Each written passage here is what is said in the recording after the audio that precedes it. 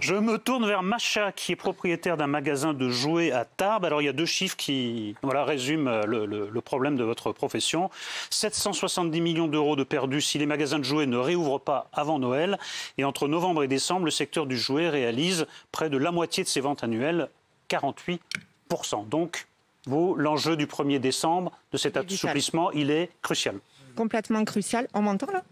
Il faut que vous parliez très près du micro. Complètement crucial. On fait 50% de notre chiffre sur 2 mois. Je vois pas trop comment on peut continuer si on est fermé. Alors déjà, là, on prend novembre. Il faut à tout prix qu'à partir de décembre, on puisse réouvrir avec un protocole sanitaire peut-être plus strict. Ça, il n'y a pas de souci. Après, moi, ce qui me heurte, c'est que dans ce confinement, il y a beaucoup d'incohérences et c'est ça qui nous met la rage. Je suis venue en train, moi, aujourd'hui.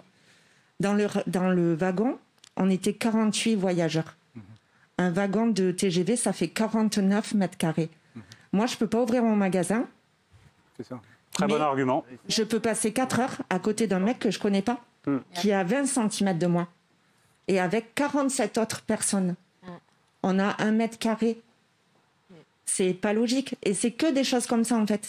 Tout est illogique. Je peux aller chez mon caviste acheter du vin. Je l'adore, j'en suis très contente. Mais chez moi, on ne peut pas venir acheter un jouet pour l'anniversaire de son enfant. Quelque chose d'irrationnel. Il n'y a rien qui est logique. C'est même la double peine pour vous, parce que les jouets que vous ne vendez pas, ils se vendent ailleurs. Alors apparemment, dans les grandes surfaces, ça a l'air un peu louche, le dispositif.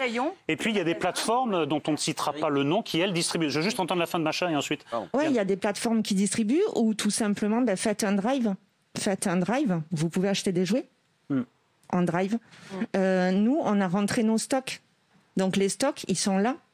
Les jouets sont là. Mais voilà, les lutins, nous, on est à l'arrêt. Mais pour qu'il y ait quand même une note positive, est-ce que vous, dans votre magasin, ou plus généralement à l'échelle de la profession, vous avez mis en place ce qu'on appelle le click and collect? Est-ce qu'il y a des moyens d'échapper au tout ou rien? Quand je dis le rien, c'est-à-dire les plateformes dont on ne veut pas citer le nom ici. Alors moi, je me suis lancée dans un site pendant le premier confinement. En fait, j'ai contacté une agence de com. Mon site est sorti là, le lundi. On a été confinés le jeudi soir.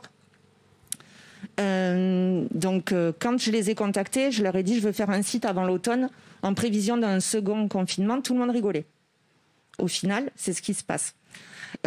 Ça me permet de bricoler, mais dans le secteur du jouet, 70% des achats se font en boutique parce qu'il y a besoin d'un accompagnement, il y a besoin de conseils, il y a besoin de voir les choses.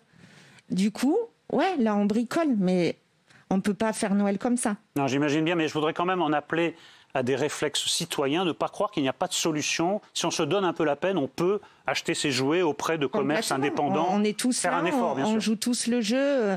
Tout le monde n'a pas de site comme moi, mais on répond aux appels, on prépare des commandes. Enfin, on est là. Non, mais tout ne doit pas venir du gouvernement. Il y a une responsabilité individuelle, plutôt faire des achats chez vous qu'ailleurs. Voilà. Mais c'est ce que les gens veulent d'ailleurs. Voilà, très bien. Ouais. Yann, ce qui est terrible dans ce deuxième confinement, Eric, c'est que ce n'est pas un confinement. Ce sont des empêchés qui regardent des inempêchés aller au travail. C'est un empêchement pour certains et un non-empêchement pour d'autres. Et ce qui était considéré dans le premier comme quelque chose de sanitaire, aujourd'hui est quelque chose qui est considéré comme punitif, voire vexatoire. Parce que moi, j'ai pas l'impression qu'on soit confiné. Un confinement, ça porte bien son nom. Si vous sortez, vous mourrez. C'est un peu l'ambiance dans laquelle on était en mars. La peste et le choléra. Fromage et dessert. Aujourd'hui, on voit bien que à peu près tout le monde se promène dans la rue, à peu près tout le monde à certaines heures, mais il y a du monde. Il y a plus de monde. Oui, non, mais il y a beaucoup plus de monde que pendant le 1 parce que ce n'est pas un... Souvenez-vous qu'on a oublié qu'au mois de mars, entre 18h et 19h, on avait le droit d'aller faire son footing, point.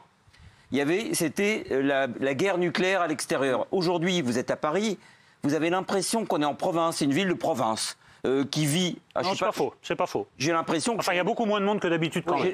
Oui, c'est ce que je vous dis. Faut pas exagérer. J'ai l'impression qu'on est à Chartres ou à Nevers un dimanche soir, alors que c'est un samedi après-midi. Mais ça veut dire qu'il y a du monde. Et donc, qu'est-ce qui se passe? S'il y a peu de monde, c'est parce que des gens qui voudraient travailler ne peuvent pas. Or, toute la semaine, ils voient les autres aller au travail. Donc, il y a quelque chose qui revient à créer deux France, celle qui a le droit d'aller au travail et celle qui n'a pas le droit. Donc, les paralysés et les mobiles.